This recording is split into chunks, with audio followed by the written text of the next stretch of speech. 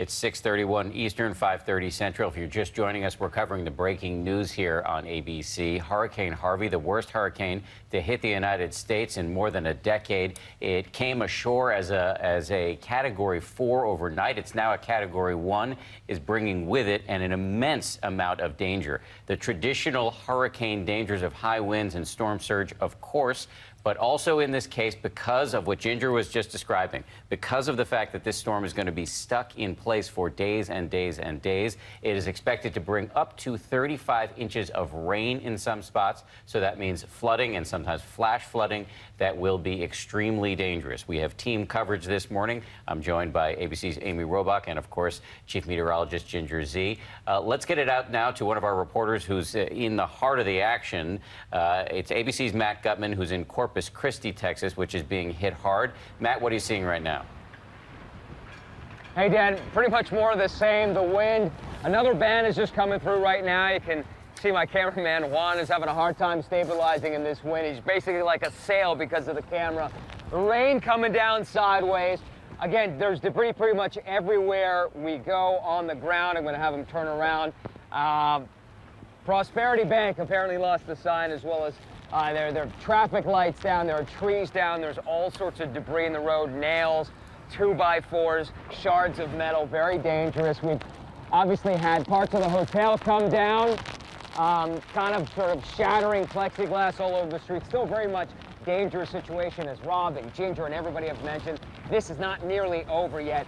And one of the things that we have been talking about is not only the economic toll of this storm, but also the emotional toll. You tend to think of numbers, you know, 210,000 people without power here in Corpus Christi. You think 8,700 people in Rockport, obviously without power, but possibly in jeopardy. Tens of thousands evacuated all over the coast. But yesterday, I got to speak with one woman and her husband and their two kids, Danielle and William Weeks. Now, she's due to give birth on Tuesday. She has to have a C-section here at the Corpus Christi Hospital. They were trying to evacuate, but they couldn't get out of town because she had to have this procedure. They wanted to leave. They just moved back here from Colorado a month ago. And as we're getting blown around, I want to show you a clip of this interview that we had with her. It started rather jovial, you know, the kids playing in the hotel room that they had to rent before her surgery, her C-section on Tuesday. And then we got down to the brass tacks of it all. And did you guys lose us? No, we got you. We gotcha. And then anyway, we want to take a listen to this interview that we had with her. You have your hands full here, Danielle. Yes. What? Where do you guys live? Where are you from? We live in Port Aransas. So there's a mandatory evacuation in Port Aransas. But you guys came here? Yeah, well, I'm due to have my baby on Tuesday via C-section, so it's kind of dangerous for me to travel very far. But you're kind of here with the hurricane right outside. Yeah. In your wildest dreams, did you ever imagine that you'd be having a baby in the middle of a hurricane? No, not And at all. hopefully it's after. Hopefully she Right. doesn't try to come early, because we don't want that. The good news is you're right next to the hospital. Yeah. Right? It's that's right down the one of street. Red Cross here, so Right, okay. we at least have some help if something does happen. I mean, but does it make you nervous seeing what's going on outside your window? Yeah, very nervous. And what about your home? We actually live in an RV, so we unfortunately had to leave it on the Wow. island. So we're pretty worried that we won't have a home to go back to. I'm so sorry. Yeah.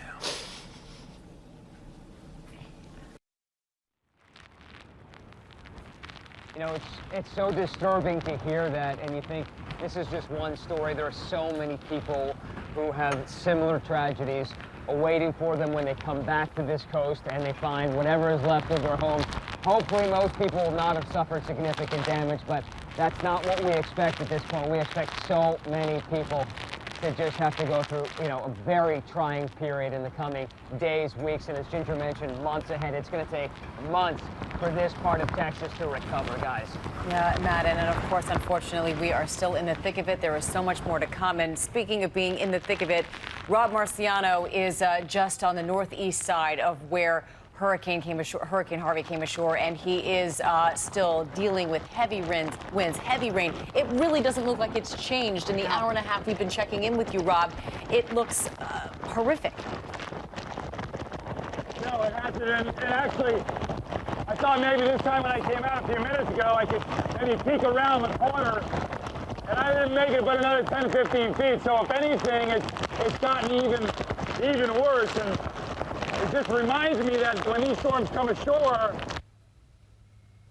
Do we have anything else to say?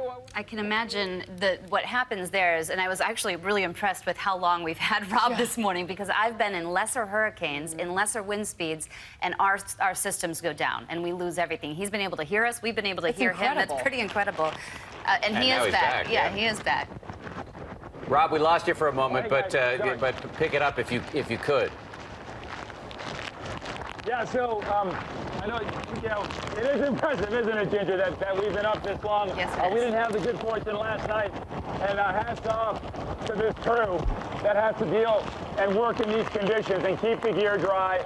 The audio is spectacular considering, and and I should point out too, look, the media, we walk a fine line of hypocrisy, don't we? I mean, we tell you to be careful, don't go out in this storm, but yet here we are. I want you to know that we take every precaution that we can. We just want to give our viewers, and certainly those that are outside the zone, a sense for what these storms are like, and to try to do it in as safe as possible. The last thing a meteorologist wants on his epitaph to read is that, whether man or woman dies of stupidity in a storm. So we're not out here to grandstand. We want to give you a sense of what this power is.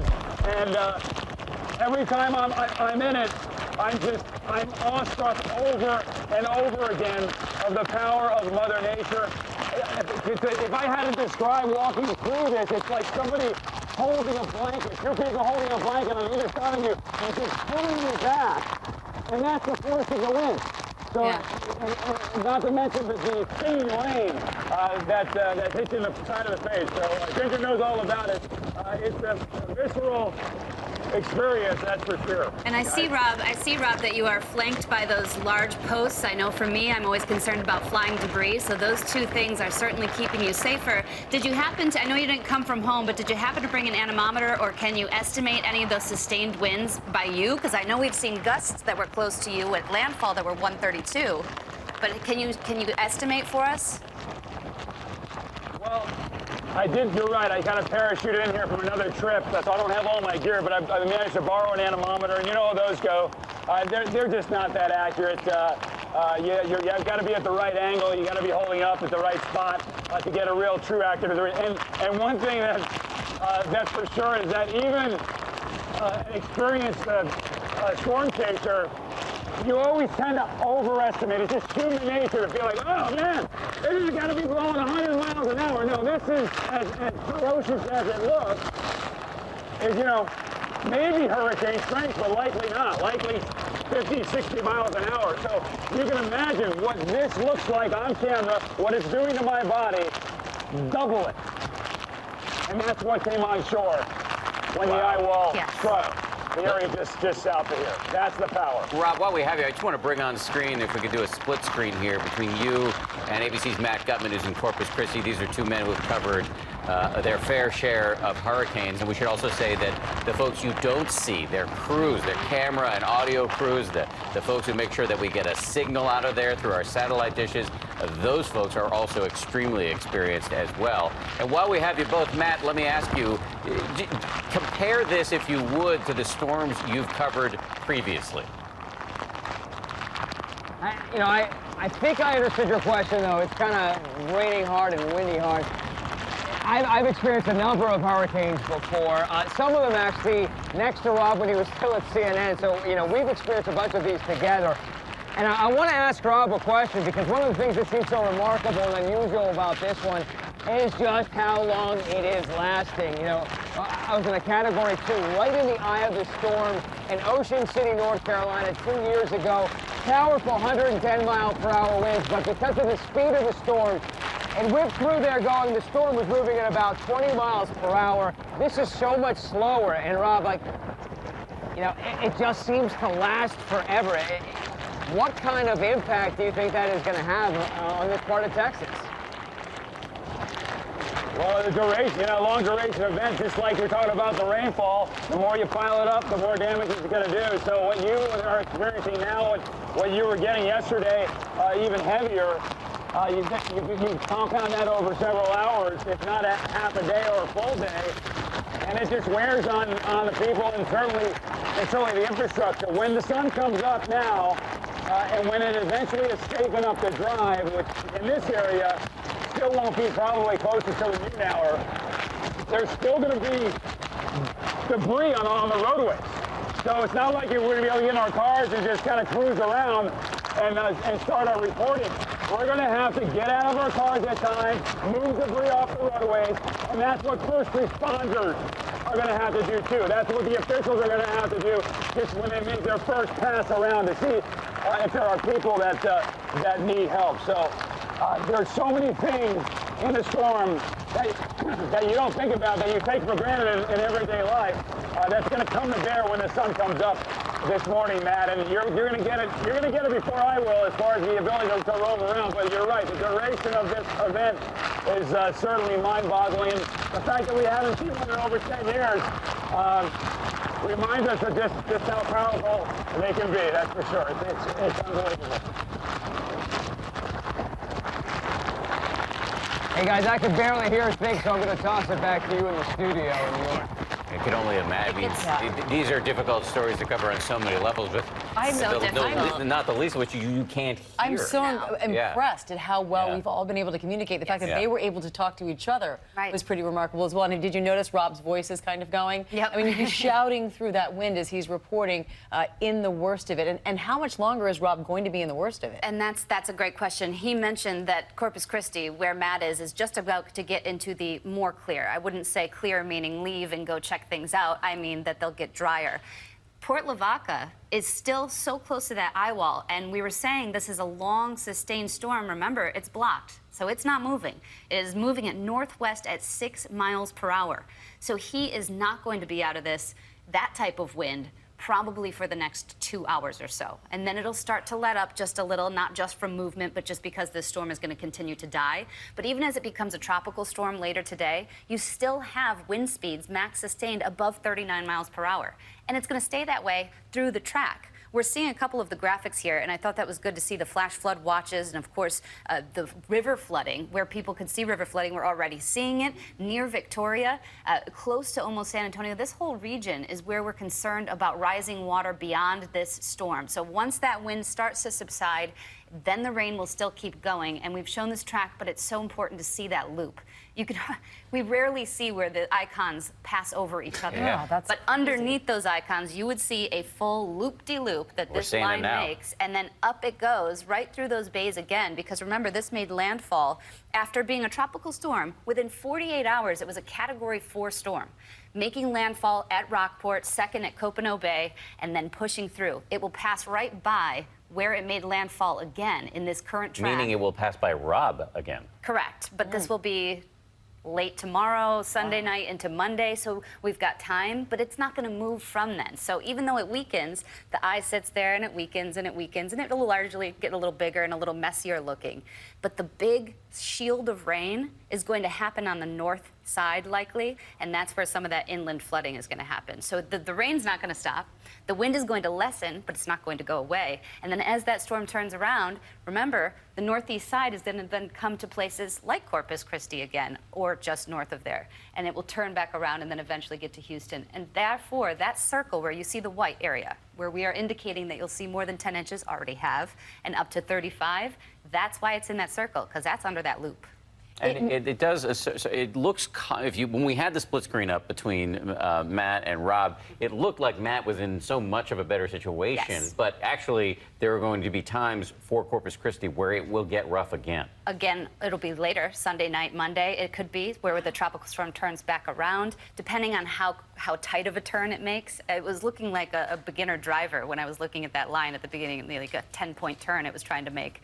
But now you can see that circle. Corpus Christi is on the very edge of that far outer band, so they're almost feeling similar effects that San Antonio would be, because they're starting to get into the heavier rain bands. But you also see how it's stacked, where the heaviest rain, the yellows and oranges and the reds, are coming up from Houston almost to Austin, back to San Antonio, that's where we're going to see that blob form. And I think we have the rainfall, and I wanted to stop it in timing because anybody that's watching us that happens to be in some of these higher populated areas and they have plans and they say, it's only going to be a tropical storm. I've done that before. I paused it here because I wanted to show you that blob. See that? That's Monday midnight. So Monday midnight, that's over Houston. And we're still seeing heavy rain. So at that time. complacency is the most dangerous thing. Absolutely, from this point forward, and excitement to get out. I'd say the right. combination. And by the way, this made landfall as a Category 4 at 10:30 local time. It's still a Category 1. That just shows its strength. Yep. After it's been over land for that long. It is fighting through that friction of the land. It doesn't like that. It's going to kill it eventually. But then, even as it stays a tropical storm, tropical storms do significant damage. We go to cover tropical storms. Right. Remember, we're going to have a tropical storm for the next 2 to 3 days. And this is going to pinball off of the wall of high pressure to the north, which is blocking it, and head back down toward the water, which is warm and is the source of fuel for this thing. So it's a many-headed monster. Yes, it is. Or multi-lived monster, yeah. Yes. You mentioned fuel, Dan, and that's also actually a big part of this storm on another topic, because we have Rebecca Jarvis here talking about the economic impact of Hurricane Harvey. We have so many oil refineries out in the Gulf, this area severely impacted, and when it's impacted, the entire country is impacted economically. This is the heart of our country's energy infrastructure. This is where we get a huge amount of our gasoline, where the oil goes to be refined. 45% of our country's refining capacity happens in this location. A third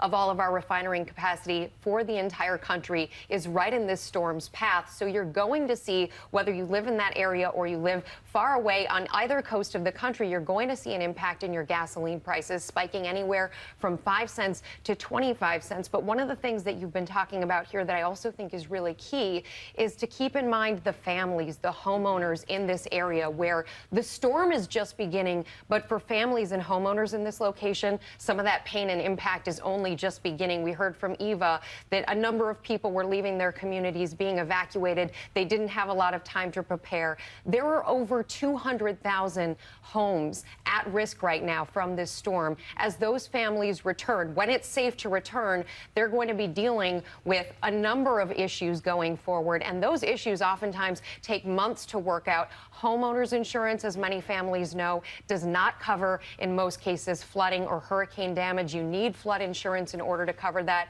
In order for the flood insurance to kick in, it usually takes about 30 days even to kick in. So families are going to be returning to this. They're also going to be returning to those questions of mold, broken pipes, the downed trees. These are all things that add up to costs. And Rob earlier compared this storm to Hurricane Rita. That storm cost $8 billion in the end. Somewhere between $1 and $2 billion in property damages are expected from this storm, and that's only based on what's happening as far as the winds. So again, that emotional impact, that human toll, it's only just beginning here. And Rebecca, when I went to school for meteorology, a lot of them ended up going and getting masters and then going into courtrooms years after events because they have to prove to people as a meteorologist that it either was flooding or wind. And this is how long it takes. These are actual jobs that people do years after events. Then that's why, again, it's not just this initial hit and then a couple of weeks later you start to build again. It can take years. And if you think about it, we are 12 years away. Tuesday's the 12-year anniversary from Katrina. There are still people in New Orleans dealing with the aftermath of that storm. Still people in this area where we are, which is the New York City area, dealing with Sandy. So these events have ramifications that roll on and on for years. They knock out infrastructure. Families, your home is your biggest asset for most families. Families are still reeling, in some cases, from Hurricane Katrina. There are still people from various storms in the past that are still dealing with this years and years out. Also, Texas, let's talk about how important Texas is to our economy as a country. 3.5% of our GDP comes from this area. There are 4.5 million workers who are in the area where this storm is impacted. So again, you can't understate the human toll, the economic toll that continues to roll forward well beyond this storm. Chief, business and economics correspondent Rebecca Jarvis helping us understand one aspect of the magnitude of this storm. Thank you. Let's get it out to ABC's Steve Osensami, who's in New Orleans this morning. We've just been talking about how we're approaching the 12-year anniversary of Hurricane Katrina, which was so massively devastating for that city. As we head into another hurricane hitting this part of the world, what is the sense on the ground there? We know that they're not expected to take much of a blow, but is there nervousness in your world there? I think there's a great deal of nervousness, even though city officials and parish officials have a more optimistic forecast in terms of the rainfall totals, even though the rainfall totals are now less than what they were expecting a day or two ago. They're not coming out and telling people that they're in the clear. There is definitely a nervousness here. There, as you just mentioned, there are neighborhoods in this city that still haven't recovered, that still look like they did in 2005. There are still homes with the big, X's on them, lots that haven't been filled, that are just grown over. All of those effects of Katrina. So Katrina is something that's always going to be on the minds of residents here when it comes to storms. And let's not forget, what happened here in New Orleans with Katrina was really a man-made disaster. What happened were the levees broke, the pumps failed, the city was not able to move the water out to keep the water away. And so that is the primary focus of city officials and parish officials, to make sure that their pumps are working and able to move the water out. As I said just a few minutes ago, it doesn't take much of a rain at all to flood certain streets here. We had a rainfall a few weeks ago, I think it was August 5th. That was just a regular rainstorm, and they had floods here. So watching this storm come through, they're taking it very seriously. They're very cautious about this. Everyone is a little bit anxious. And again, you mentioned that anniversary. We were here, I was here during Katrina, during the flooding, probably for about 2 or 3 months. I saw firsthand, just as many of our staff did, what happened to this city. So many weeks without power, not able to use running water. There were signs that were telling us that you couldn't drink the water. Most of the restaurants were closed. People were evacuated. No one wants to relive that on any scale. And so, of course, people are very, very cautious about this. Oh, it makes so much sense. So many lessons learned, but still more to learn. Steve Osensami, thank you for the latest there from New Orleans. And we certainly have a lot to get to as a flash flood warning now is in place. Ginger just told me. Went into place in Houston. In Houston, Texas, and that's where we find our Victor Okendo, who can give us the latest update from there, because the storm is headed in your direction, Victor. Amy, as you guys just mentioned, that flash flood warning, all of our phones just went off with that alert. Flash flood warning in effect for the next few hours. Here, the rain and wind have really picked up in the last hour or so. That will be the story throughout the rest of the day, the rest of the weekend, and as you guys have been mentioning, throughout most of next week as well. But as of right now, Houston's mayor telling his residents not to evacuate, to steer clear of the roads. We're right next to a major roadway here, 59 South, and outside of just a few cars, the roadway is pretty much empty. And not just because it's so early in the morning. Last night we were driving around during rush hour and we were coasting along. And we should mention that in our time here, throughout the restaurants and the supermarkets that we've gone to, virtually a ghost town. So it does look like people are heeding the warnings here and staying home and staying put.